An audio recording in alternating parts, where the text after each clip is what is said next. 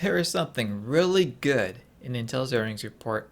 There is also something really, really, really bad. Let's discuss. Let's first discuss expectations. $13.6 billion in revenues, 22 cents a share, both large declines over last year. Client, $7.4 billion, a decline of 9.2%. Data center and AI, $3.9 billion, down 7.4%. Remember, these are the expectations, not the results. Foundry expected to be up 266%. Results time. Revenue came in at $14.2 billion, EPS 41 cents. These are big beats on both. This is the good that I mentioned above. Client is doing relatively well, down just 3%. Considering this is the huge PC disaster. 2023 has been a disaster for personal computers, so down just 3% is actually really good for Intel. So this is a big beat. Operating income up 43%. Inventory levels have stabilized. Actually, operating income is really good. 43% is enormous, so that's a really good result by Intel. Data center came in actually below expectations at $3.8 billion, down 10%. Very slightly positive operating margin of 2%. Considering that this is data center, you really need better margins here. Network and Edge was a disaster. Now, this is not the bad news, mind you. That comes later. Foundries up nicely, beating expectations. So yeah, earnings, they were good. So where's the bad part? Did I lie?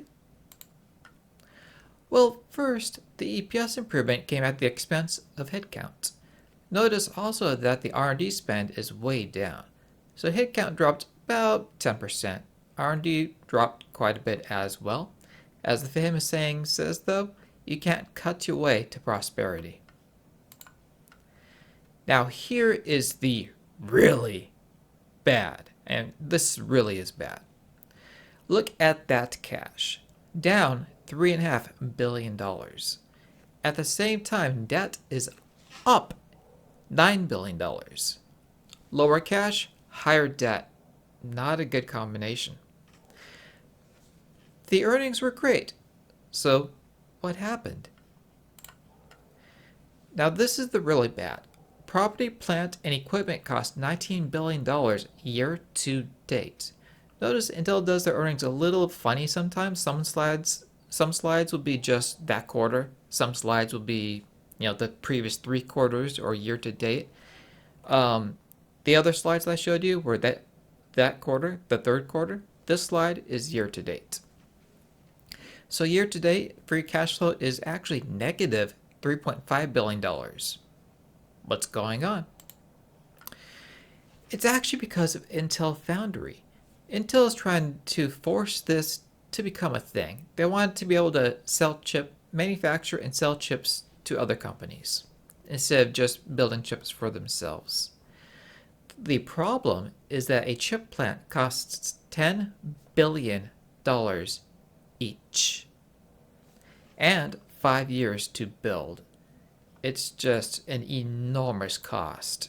And frankly, there's only one company that can both afford these new plants and two, actually keep up with the R&D spending required to upgrade to the newest processor nodes, and that's TSMC.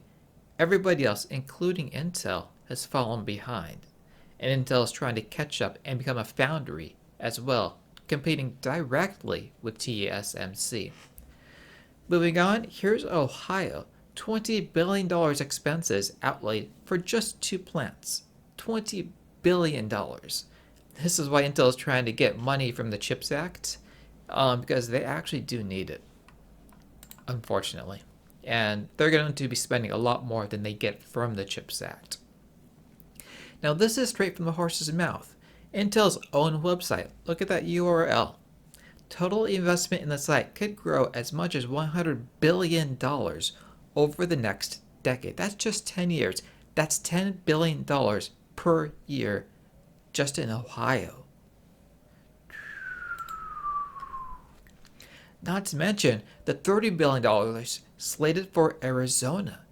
Here's the thing, TSMC is the leader in chips. They have the cash flows to afford these new plants, as well as the research and development for new node technology. Intel does not have the cash flow. They're actually burning cash. They're losing cash. The debt is going up. Their cash is going down. That is the problem.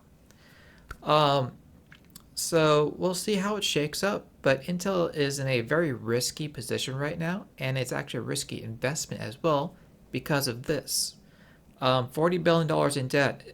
Also, we are in a high interest rate environment. $40 billion in debt equals high, high interest payments.